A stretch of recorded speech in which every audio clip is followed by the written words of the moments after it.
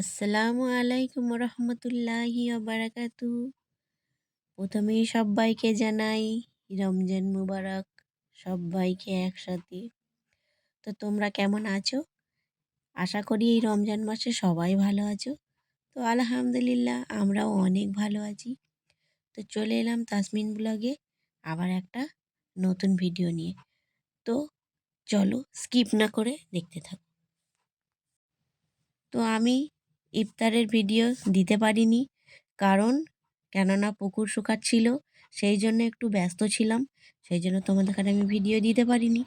তাই আজকে ইফতারের আয়োজন কিছু, সেহরির আয়োজন। তো চলো তোমরা দেখতে থাকো। তো দেখলে সকালে আমি রান্না করতে বসে পড়েছি, আর আমার মামনিটা রোজা রাখেনি, সেই জন্য আমি সকালবেলায় সব রান্না করে নিয়েছি, বাকি বিকালবেলায় নাস্তাটা তৈরি করব। তো দেখো আমার ছিল বিফ দিয়ে লাউ দিয়ে করেছি, মাছের ঝোল ছিল, আর চিকেন কষা ছিল, সাথে শিম ভাজা। তো এই 4টে রেসিপি আমি আজকে বানিয়েছি। তোমাদের সঙ্গে রেসিপি শেয়ার করলাম না, কেননা ভিডিওটা অনেক বড় হয়ে যাবে, সেই জন্যই আর কি। তো দেখো, আর এটা হলো আমার ননদের মেয়ে, মেজ ননদের ছোট মেয়ে। তো সে এসেছে, তার মাধ্যমিক পরীক্ষা শেষ হয়ে গেছে, সেই জন্য বেড়াতে এসেছে। তো দেখো ওরা 3জন মিলে রোজা রাখিনি, বাচ্চা তো, তো ওরা মাঝে মাঝে একটা আধটা ছেড়ে ছেড়ে রোজা রাখছে। তো দেখো আজকে আর রোজা করিনি, তো 3জন মিলে ভাত খেতে বসেছি। তো খুব খুশি, তারা একসঙ্গে ভাত খাচ্ছে, খুব আনন্দ করছে, মজা করছে।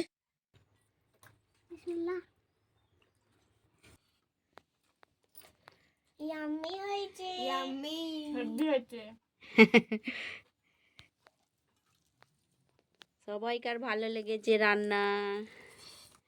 তোমাদের কেমন লাগছে দেখে তোমরা কমেন্টে জানাও। তোমরা যদি খেতে চাও তাহলে চলে আসো, শেষ হয়ে যাবে, তাড়াতাড়ি চলে আসো। নাই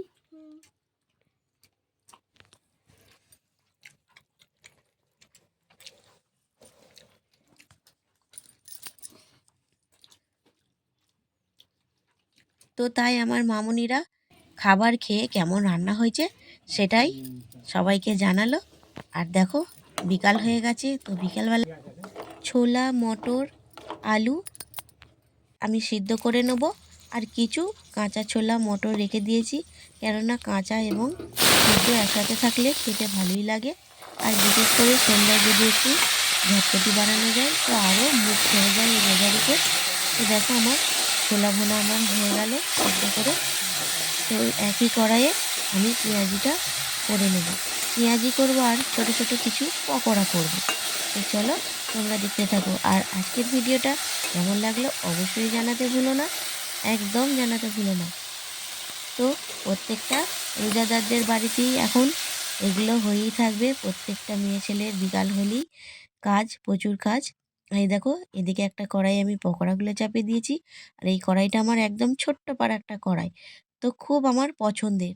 কিছু ছোট ছোট জিনিস অল্প করলে না এই কড়াইটাই খুব সুন্দর তাড়াতাড়ি হয়, আর ডিম ভাজিও খুব ভালো হয়।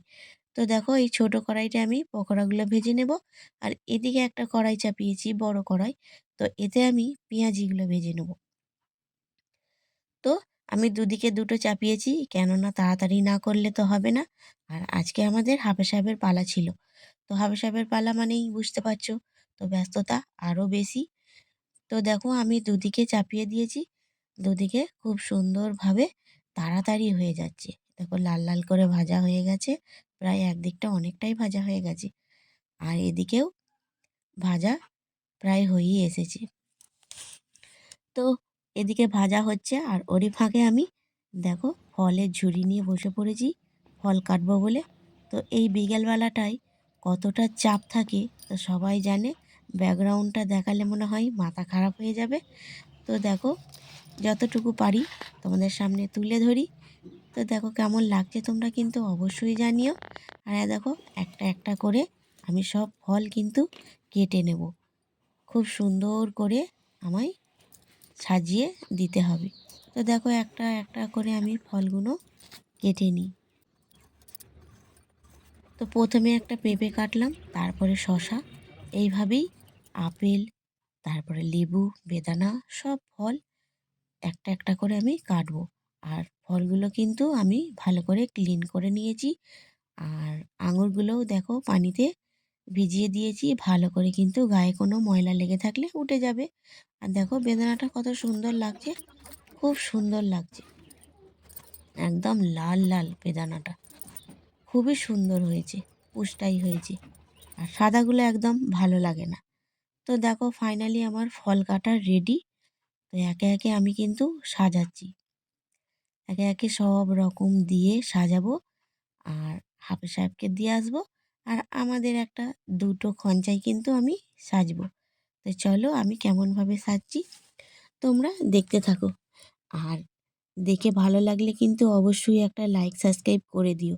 আর যারা সাবস্ক্রাইব করে রেখেছো তাদের কাছে তো অসংখ্য ধন্যবাদ, বলার কথা নেই। আর যারা নতুন ভিজিট করছো তো অবশ্যই তোমরা লাইক দিও, সাবস্ক্রাইব করো এবং পাশে থাকো। তো আমাদের এই রমজান মাসে তো সারাদিন রোজা রেখে অনেক বাড়িতে কাজ হয় না, কিন্তু আমার ছোট ছোট মামুনি সকাল দিকে আমায় রান্না করতে হয়। মামুনিরা কোনো কোনো দিন রোজা রাখে। আর ছোট মামুনি তো বিশেষ করে রোজের মা আমায় ভোরবেলায় ওঠাবে, আমি রোজা করব। রোজের একই কথা বলবে। একদিন তো ভোরবেলায় উঠে খাবার খেয়েও আর রাখতে পারে না, 10টা 11টা পর্যন্ত রাখবে, আর মোটেই থাকতে পারবে না। তো ছোট, খুবই ছোট, সবাই রোজা রাখে, তাই খুব আনন্দ করে আমিও রোজা রাখবো, আমিও রোজা রাখবো। তো তাই আমার মামুনিকে বলি, হ্যাঁ রোজা রাখবে, তোমার হাফ রোজা হলেও রোজা। তো এগুলো না খুব ভালো লাগে। তো ছোটোবেলায় আমরাও এরকম করতাম, রোজা রাখবো বলে মায়ের দেখারে ব্যস্ত করতাম। তো এখন আমার বাচ্চারা ব্যস্ত করছে, তাই বুঝতে পারছি। তো রোজেরই ওরকম করে, আর বিকালবেলায় দাঁতল করবে, রোজা করেছি, আমি রোজা করেছি, এগুলো দেখতেও খুব ভালো লাগে। তো দেখো তোমাদের সাথে গল্প করতে করতে আমার খঞ্চা একদম রেডি হয়ে গেল। এ দেখো আমি যে পেঁয়াজিটা বানিয়েছিলাম আর ছোট ছোট পকোড়া করেছিলাম, দেখো কত সুন্দর হয়েছে। তো তোমাদের কেমন লাগলো অবশ্যই জানিও।